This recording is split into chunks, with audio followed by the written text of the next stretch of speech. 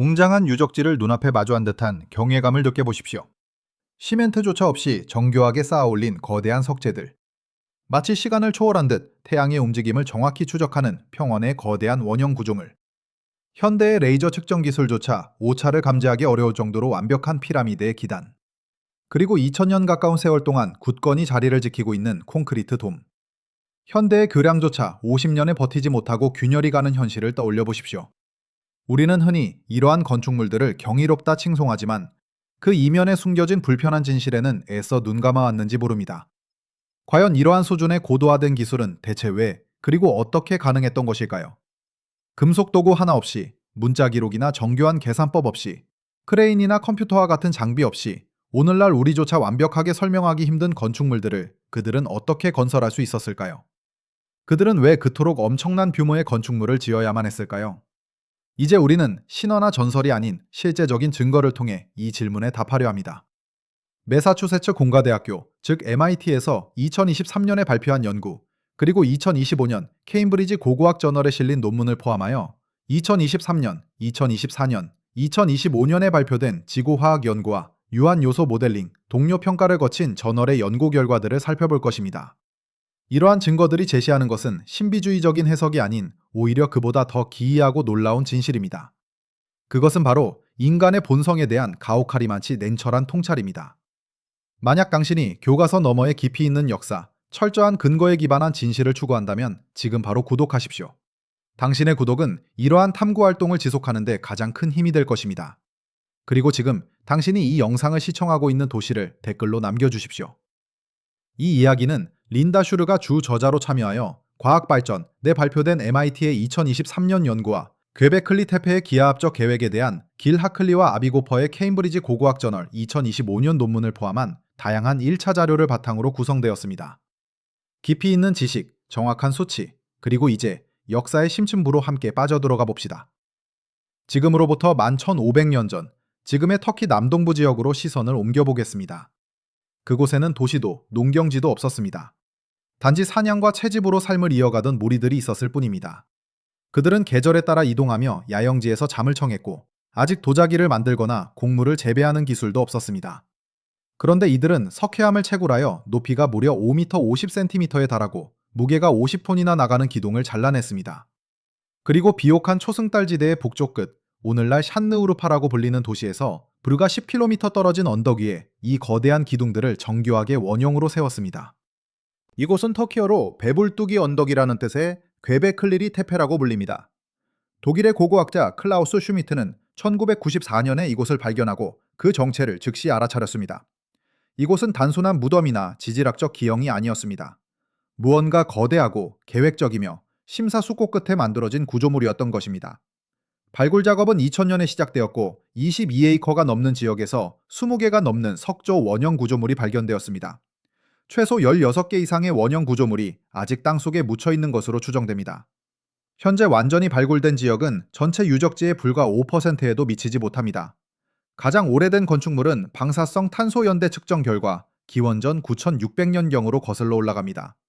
다시 말해 괭베클리 테페는 스토헨지보다 6000년, 기자의 대피라미드보다 7000년이나 앞서며 예리코의 성벽보다도 1000년이나 더 오래되었습니다. 더욱 놀라운 사실은 이 모든 것이 농경을 모르는 사람들에 의해 건설되었다는 것입니다. 이 하나의 사실은 지난 20세기 동안 고고학자들이 굳게 믿어왔던 통념을 완전히 뒤엎는 것입니다. 기존의 정설은 간단했습니다.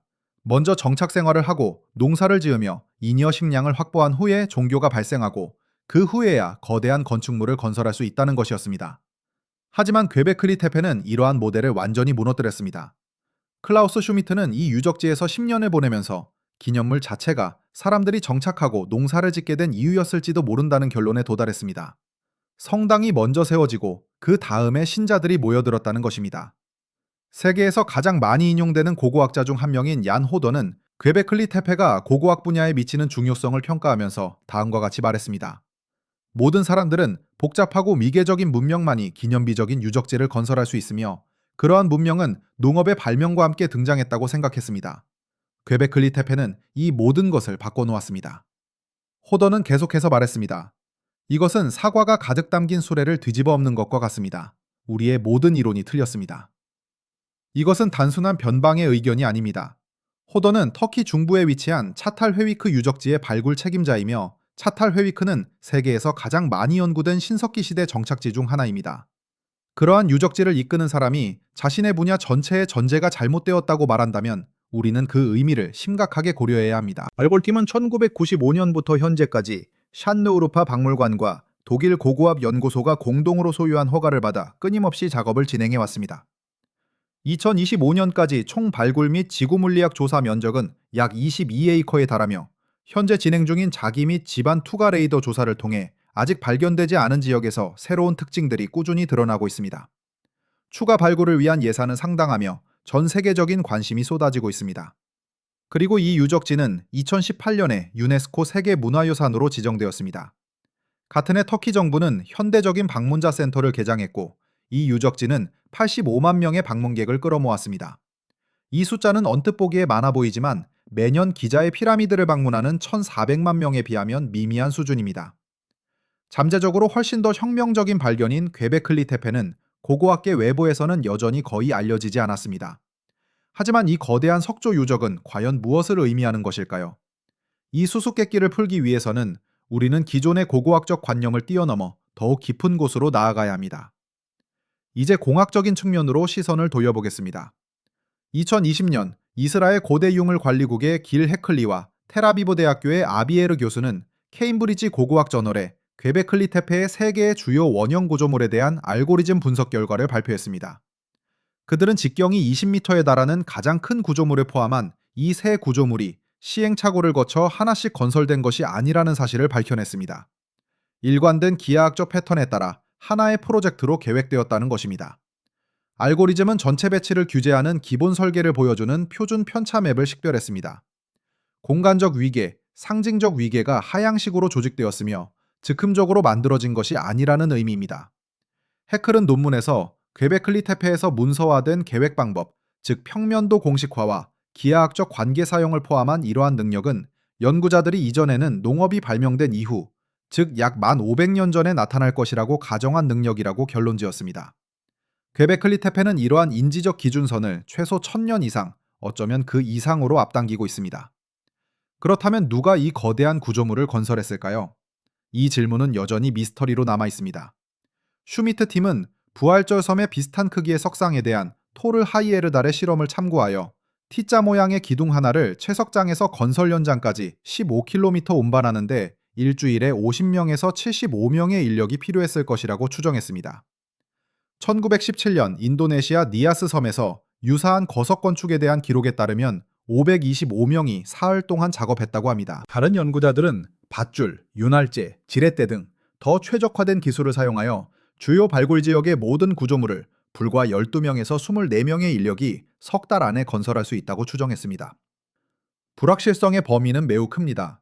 하지만 분명한 것은 이러한 일이 실제로 일어났으며 이전의 모든 이론에서는 농경시대 이전의 인류에게는 없었을 조직 시스템이 필요했다는 점입니다.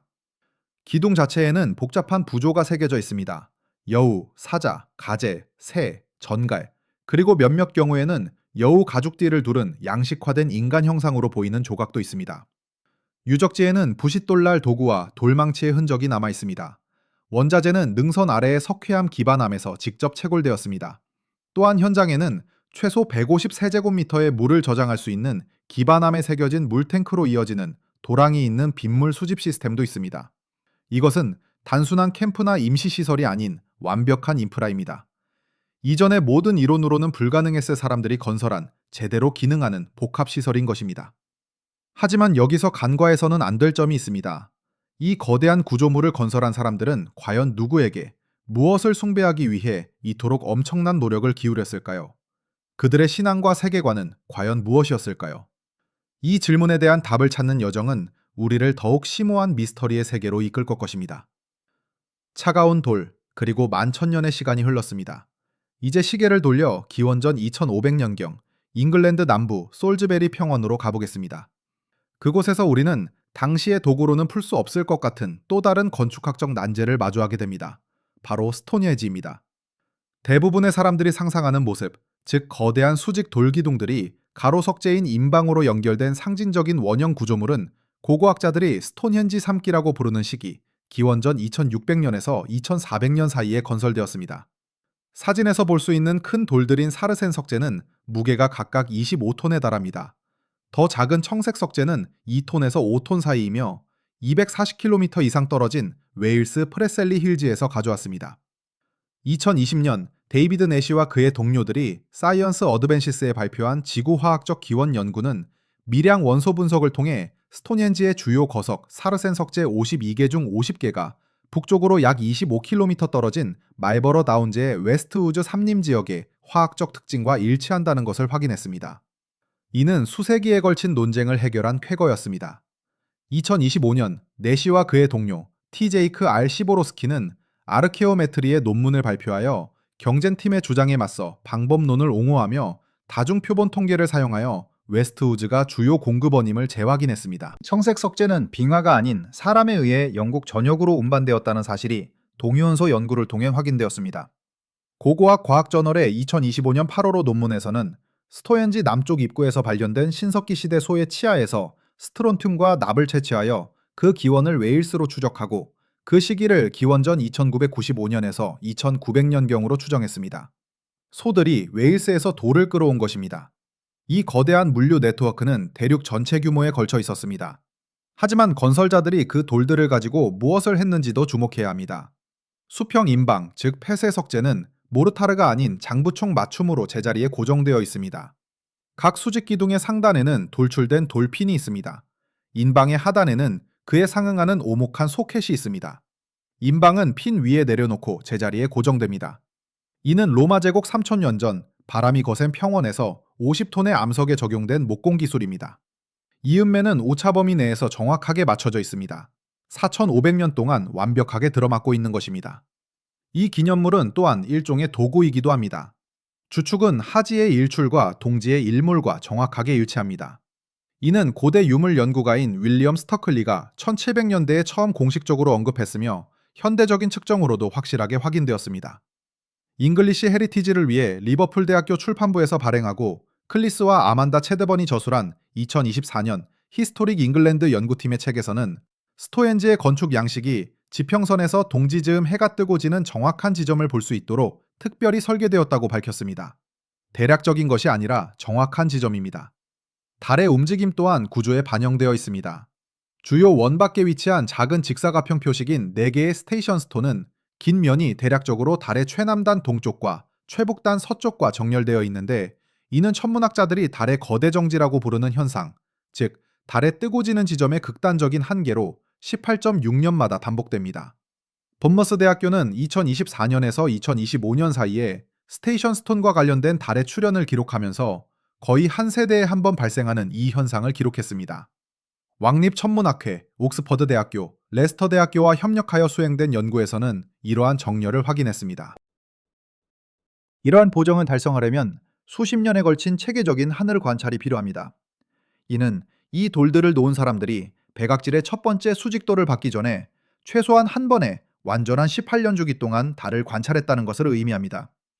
이러한 수준의 정밀성은 우연히 만들어지는 것이 아닙니다. 물려받는 것도 아닙니다.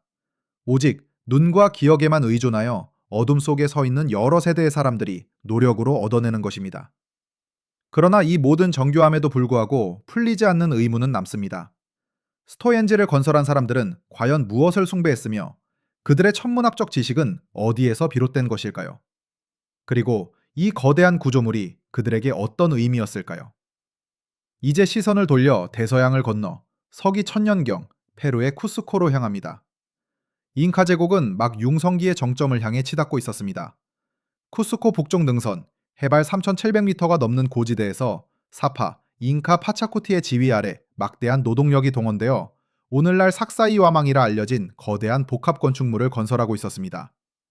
1553년 스페인의 연대기 작가 페드로 시에데 레오는 잉카인들이 각 지방에 명하여 2만 명의 인력을 진발했으며 각 마을에서는 필요한 물자를 조달했다고 기록했습니다.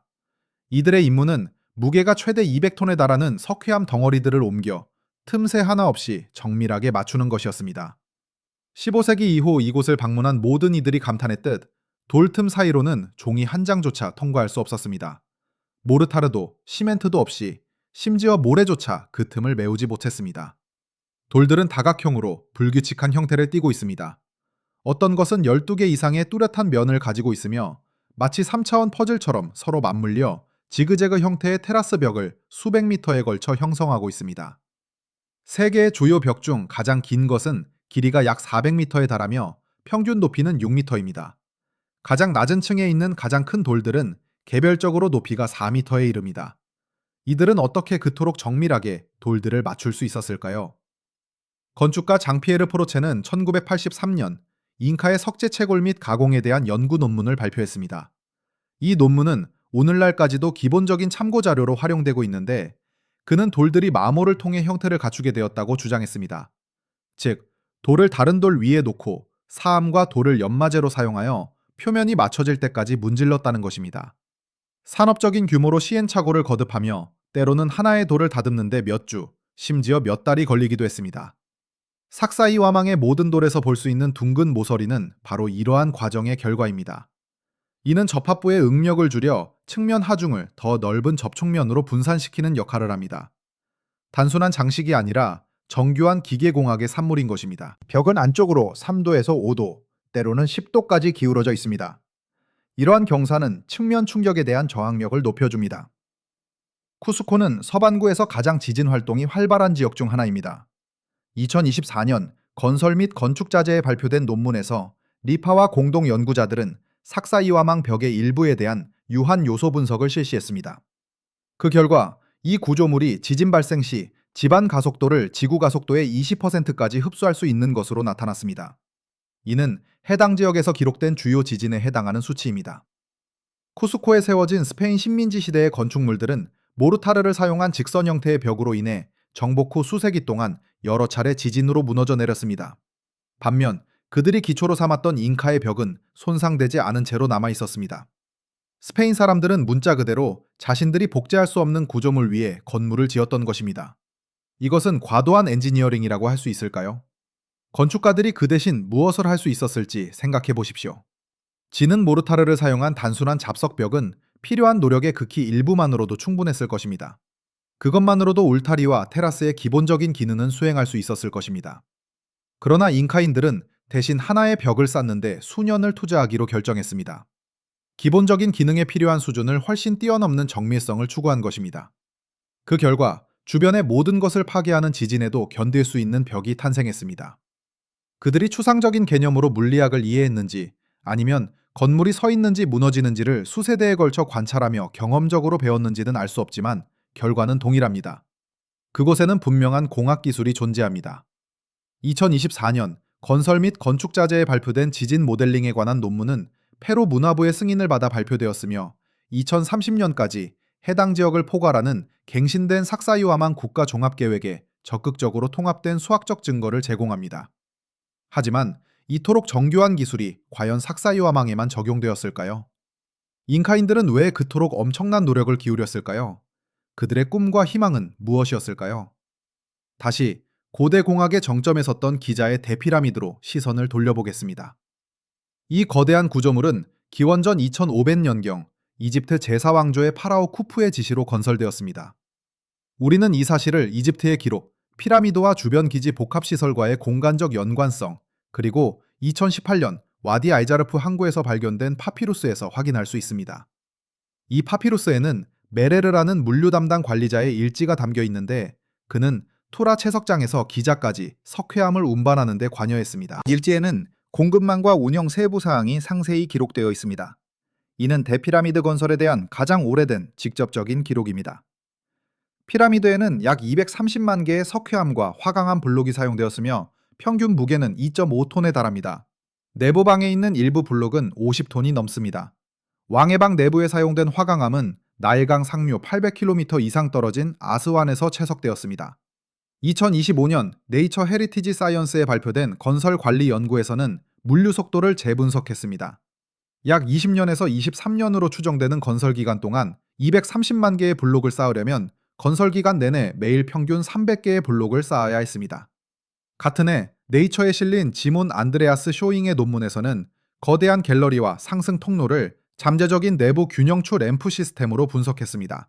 그는 피라미드가 부분적으로 내부에서 외부로 건설되었을 수 있으며 내부 통로의 기하학적 구조를 활용하여 돌을 높이 들어올리는 데 필요한 기계적 이점을 생성했을 수 있다고 주장했습니다. 이 가설은 다른 연구자들에 의해 여전히 논쟁의 여지가 있지만 네이처에 게재되었으며 동일한 물류 압박에 의해 동기가 부여되었습니다. 외부 램프의 수학적 계산만으로는 속도를 충족할 수 없습니다. 이제 논쟁의 여지가 없는 수치를 살펴보겠습니다. 대피라미드 밑면은 전체 13에이커 면적에서 2cm 이내의 오차로 수평을 유지합니다. 2cm는 230m 사방의 정사각형에서 손가락 하나의 두께에 해당합니다. 밑면의 내변 길이는 평균 58mm의 오차로 서로 다르며 모서리 각도는 평균 오차가 겨우 12각초입니다. 이집트 학자 플린더스 패트리는 1880년에서 1882년 사이에 이러한 공차를 처음으로 정밀하게 측정하여 기자의 피라미드와 사원에 발표했습니다. 그의 수치는 이후 현대 레이저 측정에 의해 여러 번 확인되었습니다. 외부를 덮고 있던 투라산의 광택이 나는 흰색 석회암 덮개돌은 평균 0.5mm의 간격으로 맞춰져 있었습니다. 각각 2.5톤 무게의 블록에서 말입니다. 14세기 술탄 안나시르 나시르 아딘 아라사는 카이로에 건물을 짓기 위해 1356년에 이 덮개돌의 상당 부분을 해체했습니다. 따라서 오늘날 피라미드는 거친 속살을 드러내고 있습니다. 진북 방향은 3분의 22갑초 이내의 오차로 정확하며 이는 12분의 1도 미만의 오차입니다. 고대 이집트에는 나침반이 없었습니다. 고정된 북극성도 없었습니다. 하늘은 회전하고 있었습니다. 이집트 기술자들은 별의 이동 호를 추적했습니다. 기하학적으로 이 호를 2등분하고 그 결과를 사용하여 13에이커 면적의 밑면을 정렬했습니다. 이는 추측이 아닙니다. 실제 건설을 기반으로 검증된 문서화된 방법론입니다. 그렇다면 왜 이렇게까지 했을까요? 무덤에는 4개의 벽과 지붕이 필요할 뿐입니다. 대피라미드의 공학적 공차는 무덤의 기능에 필요한 것보다 훨씬 뛰어넘습니다. 기자를 발굴하는 데 수십 년을 보냈고 2025년 건설 관리 연구를 이끌었던 마크 레너를 비롯하여 이를 가장 정확하게 연구한 학자들은 국가 권력을 조직 논리로 지적합니다. 피라미드는 선언입니다. 파라오의 인력과 자재에 대한 통제력을 표현하고 시연하는 기계이며 그 규모는 어떤 적, 어떤 경쟁자, 어떤 자연의 힘도 따라올 수 없습니다. 정밀도는 그 선언의 일부입니다. 만약 230m 옆 광장에서 0.5mm의 공차를 달성할 수 없다면 통제력이 없는 것입니다. 하지만 이 거대한 구조물에 담긴 메시지는 권력 과시 그 이상일지도 모릅니다. 고도의 기술과 지식을 집약하여 건설한 이유는 무엇이었을까요? 이 질문에 대한 답을 찾기 위해 우리는 피라미드 건설을 둘러싼 숨겨진 이야기 속으로 더 깊숙이 들어가야 합니다. 콘크리트 배합에 대한 과도한 공학적 설계는 결코 우연이 아닙니다. 그것은 명확한 목적을 가지고 있습니다. 4,500년이 지난 지금도 그 정밀함은 여전히 굳건히 서 있습니다. 이제 시선을 로마로 돌려보겠습니다. 하드리아누스 황제 통치 시대에 건설되어 서기 128년에 봉헌된 판테온은 오늘날 로마 중심부에 자리 잡고 있으며 지구상에서 가장 잘 보존된 고대 건축물로 평가받고 있습니다. 판테온의 가장 놀라운 특징은 단연 지붕입니다. 지름 43.3m에 달하는 콘크리트 돔은 철근이나 프리스트레스 케이블 없이 순수한 콘크리트만으로 이루어진 세계 최대 규모의 돔입니다. 이 돔은 20세기가 넘는 시간 동안 균열 하나 없이 그 웅장한 모습을 유지하고 있습니다. 판테온 돔은 점진적인 건설 기술의 정점을 보여줍니다. 압축력이 가장 큰 기초 부분에는 트래버틴과 벽돌을 혼합한 무겁고 밀도가 높은 콘크리트를 사용했습니다. 돔이 정상의 중앙에 뚫린 눈, 즉 오쿨루스를 향해 올라갈수록 콘크리트에는 점점 더 가벼운 골재가 사용되었습니다. 응해암과 부석을 사용하고 마지막에는 가장 가벼운 화산재를 활용했습니다. 고대 로마의 건축가들은 복잡한 방정식 없이도 돔 자체의 무게가 구조적 부담이라는 것을 이해하고 높이가 높아질수록 무게를 체계적으로 줄여나갔습니다. 현대의 토목공학자들이 판테온을 연구하면서 놀라움을 금치 못하는 점은 로마인들이 2025년 현재의 숙련된 엔지니어가 보더라도 거의 최적에 가까운 하중 분산 설계를 해냈다는 사실입니다. 하지만 오쿨루스는 바닥에서 43.3m 위에 뚫려 있어 하늘을 향해 완전히 개방되어 있습니다. 빗물은 그대로 돔을 통과해 아래쪽으로 약간 볼록한 바닥으로 쏟아지며 숨겨진 배수구를 통해 빠져나갑니다. 판테온은 날씨를 피하는 것이 아니라 날씨를 건축의 일부로 받아들이도록 설계된 것입니다. 그리고 그것은 거의 2000년 동안 이 역할을 수행해 왔습니다. 이 건축물에는 그 어떤 원시적인 요소도 찾아볼 수 없습니다. 현대의 콘크리트 구조물들이 수십 년 만에 금이 가고 부서지는 반면 판테온은 왜 여전히 건재한 것일까요?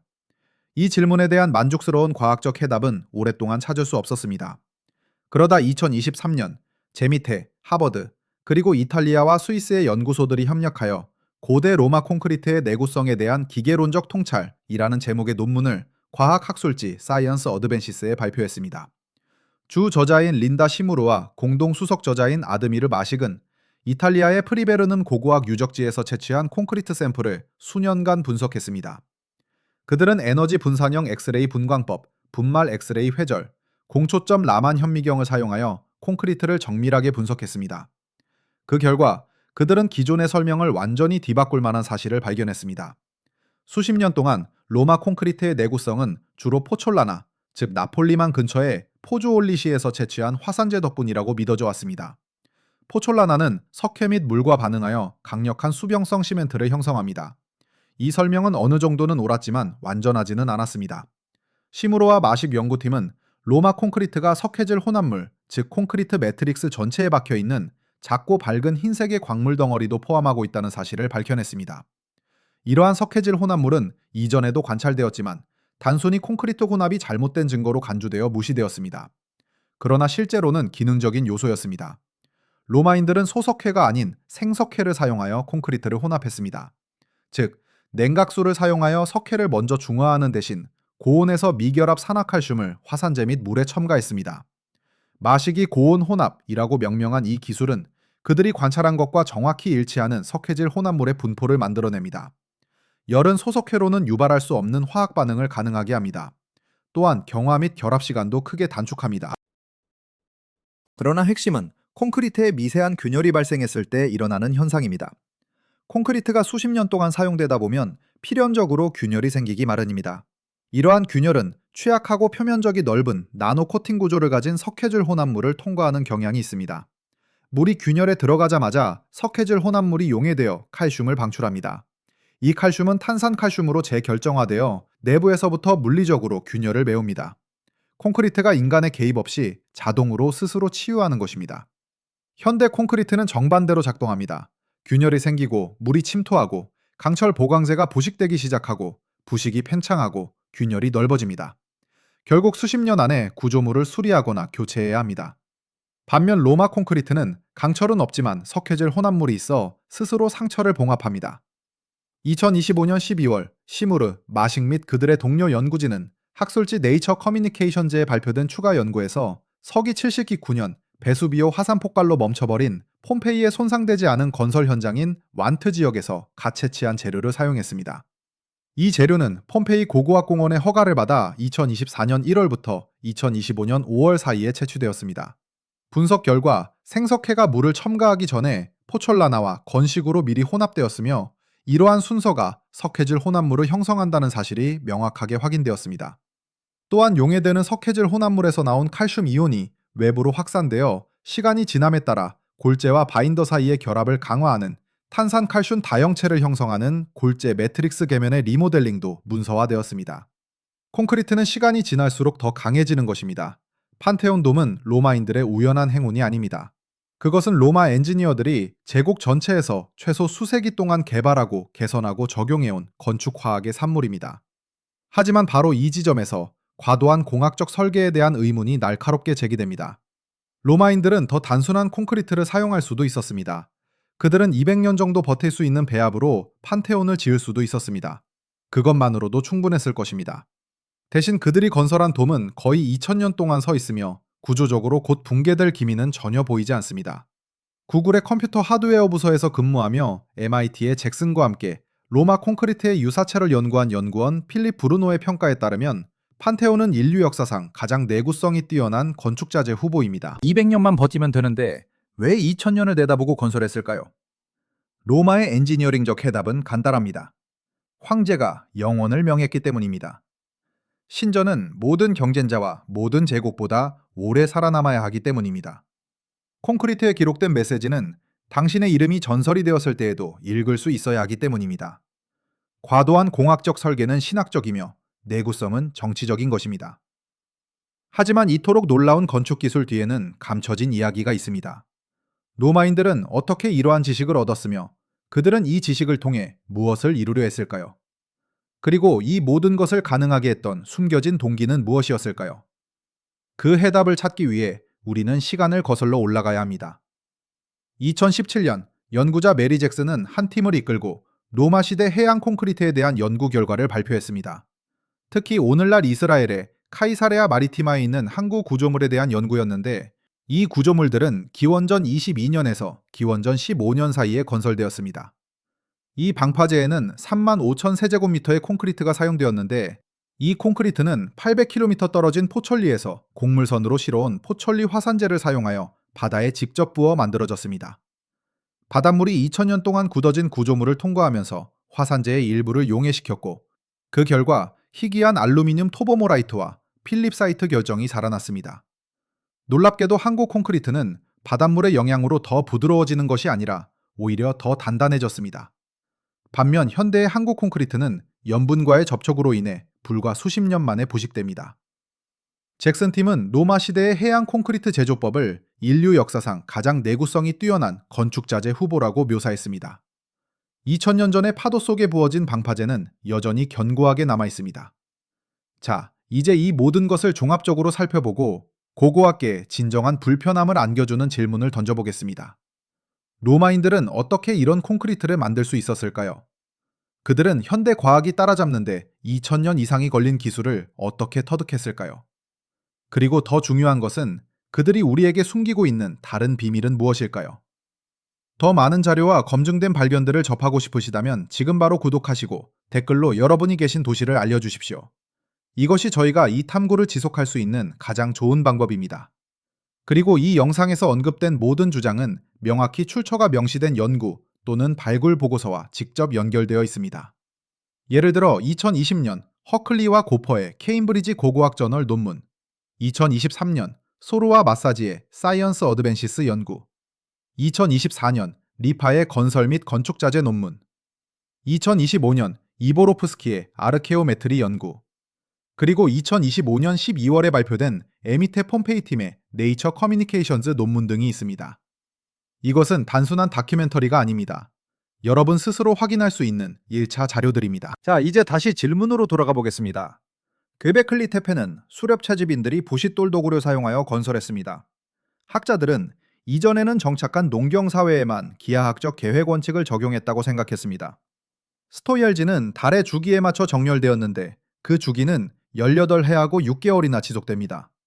이는 건설자들이 크레이그의 첫 번째 수직돌을 받고 50톤 무게의 돌들을 장부구멍 방식으로 맞추기 전에 최소 한 번의 전체 주기를 관찰하는 데 보냈다는 것을 의미합니다. 삭사이와망 잉카의 벽은 지진 속에서도 스페인 식민지 시대의 벽과의 싸움에서 500년이나 더 오래 살아남았습니다. 거의 2000년 된 로마 판테온 돔은 유지보수가 필요 없으며 스스로 균열을 치유합니다. 기자의 대피라미드는 2cm의 정확도로 정렬된 13에이커 면적의 기반 위에 놓여 있습니다. 이러한 구조물 중 어느 것도 기능의 최소 요구사항을 설명하지 않습니다. 무덤에는 0.5mm의 연결 허용 오차가 필요하지 않습니다. 의뢰 장소에는 30m 높이의 장부구멍 연결이 필요하지 않습니다. 요새 벽은 적이 청동 무기를 사용할 때 0.2g의 가속도로 지진에서 살아남을 필요가 없습니다. 사원에는 스스로 치유되는 돔이 필요하지 않습니다. gö베클리 테페에 대한 슈미트의 논문, 스토옌지의 지구화학에 대한 나우샤와 치보로프스키의 연구, 프로첸의 삭사이와망 벽 분석, 2023년과 2025년의 폼페이에 대한 MIT 연구에서 나오는 실제 증거는 초자연적이거나 잃어버린 외계 기술의 산물이 아니라 깊은 시간의 산물입니다. 이 문화들은 그들의 세대를 위해서가 아니라 앞으로 올 모든 세대의 평가를 위해 건설했습니다. 과도한 엔지니어링은 메시지입니다. 메시지는 다음과 같습니다. 우리는 여기에 있었고, 능력이 있었고, 과학이 노력과 시간을 필요로 하는 것들을 이해했으며, 나중에 오는 모든 사람에게 그것을 증명할 수 있는 방식으로 건설했습니다. 이것이 바로 우리가 이러한 장소의 특정 순간을 볼 때 증거가 매우 놀라운 이유입니다. 대피라미드의 왕의 방에서 거대한 화강암 천장 블록은 그 위에 배열된 5개의 추가 방으로 지지됩니다. 이는 아래 매장 공간에서 멀리 떨어진 피라미드 꼭대기에 막대한 무게를 분산시키는 하중 경감 시스템입니다. 엔지니어들은 이 시스템이 완벽하게 작동한다는 것을 확인했습니다. 방은 구조적으로 손상되지 않았습니다. 더 간단한 격자형 볼트가 이미 이해되었다는 점을 감안할 때 덜 필요한 설계 결정은 찾을 수 없습니다. 그러나 이집트인들은 더 나아갔습니다. 그들은 방정식이 아닌 경험으로 측정한 힘을 염두에 두고 설계했으며 정확히 맞췄습니다. 스톤에이지에서 인접한 인방 사이의 장부구멍 연결은 하나의 수직돌이 움직이더라도 연결된 인방링이 공동 하중을 통해 움직임에 대응한다는 것을 의미합니다. 구조는 개별적인 안정성뿐만 아니라 연결성을 염두에 두고 설계되었습니다. 2024년에 잉글리시 헤리티지의 고고 천문학 연구에 따르면 이 기념물은 18해하고 6개월 동안 지속되는 주요 달 노드도 추적했습니다. 이는 설계자들이 레이아웃을 마무리하기 전에 최소 한 번의 전체 달 주기를 경험했다는 것을 의미합니다. 4,500년이 지난 지금도 적절한 관측 지점에서 여전히 측정할 수 있는 4개의 사인돌에 기록된 수십 년의 관측. 삭사이와망에서 최대 12개의 각도를 가진 가장 복잡한 다각형 모양의 블록은 충격 시 응력이 가장 큰 모서리와 접합부에서 3개의 벽이 만나는 곳에서 일관되게 나타납니다. 가장 복잡한 석재 맞춤 작업은 정확히 가장 필요한 곳에 집중되어 있습니다. 기계적으로 보존된 잉카의 서면 엔지니어링 매뉴얼은 없습니다. 지식은 실천을 통해 건설에 필요한 것과 이유를 배우는 석공 세대의 손을 통해 전달되었습니다. 리프와 동료들이 수행한 유한 요소 분석에 대한 2024년 문서에서는 페로 지진 기록을 무르사카이 와망 감면의 디지털 모델에서 시뮬레이션하고 0.32 그란의 가속도에 안정적이라고 판단했습니다. 그 성능의 핵심 변수는 바로 다형성 맞물림 형상이라고 결론지었습니다. 불규칙한 면을 제거하고 규칙적인 다듬어진 블록으로 대체하면 벽의 충격 저항이 떨어집니다. 퀘베클리 테페에서 그 장소는 의도적으로 묻혔습니다. 8,000년 후 페노트란 건설자들은 열린 공간을 잔해로 채우고 봉인하여 내부의 모든 것을 보존했습니다. 이 단 하나의 행위로 고고학자들은 거의 완벽한 맥락을 확보했습니다.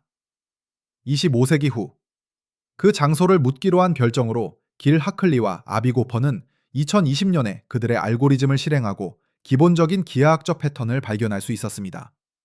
건설자들은 증거를 영원히 보호할 방식으로 묻었습니다. 이것을 보존으로 이해했든 의례적인 완수로 이해했든 그 효과는 동일합니다.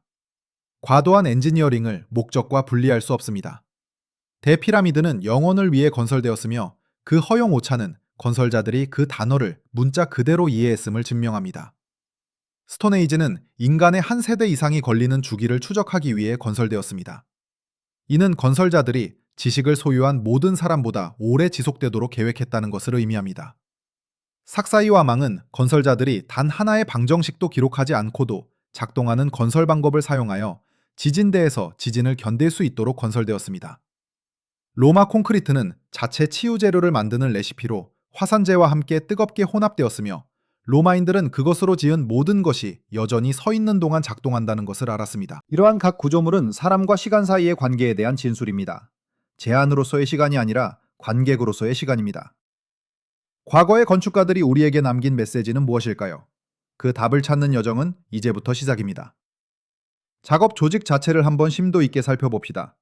2025년 마크 레너의 지휘 아래 수행된 건설관리 연구는 그의 수십 년에 걸친 기자지구 발굴 경험을 토대로 대피라미드 건설에 동원된 최대 인력을 약 4만 명으로 추정했습니다. 전체 건설 기간 동안 평균 13,200명의 인력이 꾸준히 투입되었다는 분석입니다. 레너와 그의 동료들은 기자구원의 자체 빵집, 양조장, 병원, 행정 건물을 갖춘 의도적으로 건설된 노동자 마을을 발견했습니다. 인근 공동묘지에서 발견된 유골 분석 결과 치료된 골절 흔적과 외과적 수술의 증거가 나타났습니다. 이는 과로로 죽어 내팽개쳐진 노예들의 흔적이 아닙니다. 이들은 의료 지원을 받고 부상을 치료받으며 이름 붙여진 작업조로 조직되어 이집트 국가를 정의하는 국책 사업의 일환으로 기자해온 숙련된 노동자들이었습니다. 작업반들이 남긴 상형 문자 낙서는 쿠프의 친구들, 카프레의 술꾼들 등으로 번역되는 팀 이름을 담고 있습니다. 이들은 자신들의 작업에 자부심을 느꼈고 자신들이 사용할 수 있는 유일한 매체에 서명을 남겼습니다. 13,000명의 노동자에게 사막 고원에서 식량을 공급하는 것은 이집트 전역을 아우르는 보급망을 필요로 했습니다. 고고학적 발견은 나일 삼각주 인근 농장에서의 소, 지중해 연안에서의 물고기, 썰매와 경사로에 사용될 레바논산 목재, 시나이 반도에서 가져온 구리 절단 도구 등의 공급 증거를 보여줍니다. 이 모든 것은 나일강과 그 운하망을 통해 운송되었습니다. 바디알 자르프에서 2018년에 발견된 메레레의 파피루스는 200명으로 구성된 팀이 토라 채석장에서 기자까지 석회암 블록을 배로 운반하는 작업에 대한 1일 세부 사항을 기록하고 있습니다. 이 파피루스는 쿠프왕 제위 27년에 작성되었는데 이는 피라미드 건설이 활발히 진행 중일 때 쓰여졌다는 것을 의미합니다. 이것은 신화가 아니라 물류 일지인 것입니다. 하지만 이 파피루스가 우리에게 던지는 질문은 과연 이토록 정교한 물류 시스템을 구축하고 운영할 수 있었던 힘은 어디에서 나왔을까 하는 점입니다. 이집트 전역을 아우르는 자원 동원 능력, 그리고 그 배후에 숨겨진 정치적, 사회적 동력은 무엇이었을까요? 어쩌면 우리는 피라미드 건설을 단순히 건축 기술의 문제가 아닌 고대 국가의 권력 구조와 사회 시스템을 이해하는 열쇠로 보아야 할지도 모릅니다. 튀르키예 남동부의 구릉지대, 지표면 아래 3m 깊이에서 고고학자들은 지표 토가 레이더를 통해 아직 발굴되지 않은 최소 16개 이상의 고리 모양 거성 유적을 확인했습니다. 이 지역의 절반도 발굴되기 전에 지난 2014년에 세상을 떠난 클라우스 슈미트는 퀘베클리 테페에서 고고학자들이 향후 50년 동안 발굴 작업을 계속한다 해도 그 표면조차 제대로 긁어내지 못할 것이라고 단언했습니다. 이 유적지는 총 22에이커에 달하며 현재까지 발굴된 부분은 전체의 5%도 채 되지 않습니다. 구조물 아래 안반에 새겨진 저수시설은 150세제곱미터의 물을 저장할 수 있을 정도인데 이는 이곳이 단순한 임시거주지가 아니었음을 시사합니다. 사람들은 계절마다 세대를 거듭하며 이곳으로 되돌아왔을 것입니다. 점착 생활을 하지 않았던 수렵 채집인들이 그들이 굳게 믿었던 무언가를 위해 영구적인 거처를 건설한 것입니다. 놀라운 사실은 여기서 끝나지 않습니다. 2018년 튀르키예 고고학자들은 샤누루파 주변의 험준한 구름지대에서 유사한 T자형 기둥들이 발견된 최소 12곳 이상의 추가 유적지를 찾아냈습니다. 퀘베클리 테페는 고립된 변칙적인 존재가 아니라 당시의 광범위한 전통을 보여주는 가장 잘 보존된 사례일 뿐입니다. 같은 지역의 또 다른 유적지인 카라한 테페 역시 현재 활발히 발굴이 진행 중이며 건축 양식과 도상학에서 유사성을 보이고 있습니다. 튀르키예 문화부 장관은 2018년에 이 지역 전체를 튀르키예 남동부의 피라미드라고 명명했습니다. 하지만 고대 건축가들이 우리에게 전하려 했던 메시지를 담은 가장 최신의 물리적 증거는 중세 연대기나 대중과학 웹사이트에서 발견된 것이 아닙니다. 2024년 리서치 게이트와 시멘틱 스콜라를 통해 등재된 건축 및 건축자재 저널에 발표된 한 논문에서 그 해답을 찾을 수 있었습니다. 이 논문은 세계의 독립적인 페루 지진 시뮬레이션을 통해 디지털 방식으로 모델링된 삭사이 와망 성벽 단면의 내진 성능이 잉카인들이 천년대에 선택한 다형성 맞물림 구조에서 직접적으로 비롯되었다는 사실을 밝혀냈습니다. 모르타르도, 철근도, 문서화된 공식도 없이 단지 500년 동안 산이 건축물에 가하는 영향을 관찰하고 돌을 통해 그에 대한 해답을 찾아낸 것입니다. 그렇다면 이들은 어떻게 이러한 지혜를 얻을 수 있었을까요? 이 놀라운 건축 기술은 과연 우연의 산물이었을까요? 아니면 우리가 아직 알지 못하는 더 심오한 지식과 연결되어 있는 것일까요? 솔즈베리 평원에는 힐스톤이라 불리는 돌이 서 있습니다. 거대한 원형 구조의 북동쪽 주된 고리 바깥에 자리 잡고 있죠. 하지날 아침 기념물의 중심에서 바라보면 태양이 정확히 이 힐스톤 위로 떠오릅니다. 이 정렬은 기원전 2500년경에 설계되었고 이후 매년 작동해 왔습니다. 내년 여름에도 그 다음 여름에도 변함없이 작동하겠죠. 1720년 윌리엄 스터클리가 처음 이 현상을 기록했을 때도 그러했고 그 이전 여름에도 또 그 이전 여름에도 4500년이 넘는 시간 동안 단 한 번의 멈춤 없이 이어져 왔습니다. 이 거대한 돌무덤을 쌓아 올린 사람들의 집단 기억 속에는 아직까지 그 누구도 글로 적어놓지 않은 지침이 새겨져 있는 듯합니다. 이 돌은 1년 중 낮이 가장 긴 날 태양이 그 위로 떠오르도록 놓여 있습니다. 그리고 그 광경을 목격하는 모든 이들은 1000년이 넘는 세월 동안 자신들이 시간과 공간 속 어디에 위치하는지 정확히 알 수 있었을 겁니다. 이 놀라운 지침은 오늘날까지도 유효합니다. 하지만 여기서 한 가지 의문이 떠오릅니다. 과연 이 천문학적 정렬은 단순한 시간 측정의 도구였을까요? 아니면 우리에게 알려지지 않은 다른 심오한 목적이 숨겨져 있는 것일까요? 이 질문에 대한 답을 찾기 위해 우리는 스토현지를 건설한 사람들의 마음속으로 더 깊이 들어가 봐야 합니다. 그들의 세계관, 그들의 믿음, 그리고 그들이 이 거대한 구조물을 통해 무엇을 이루고자 했는지 탐구해야만 합니다.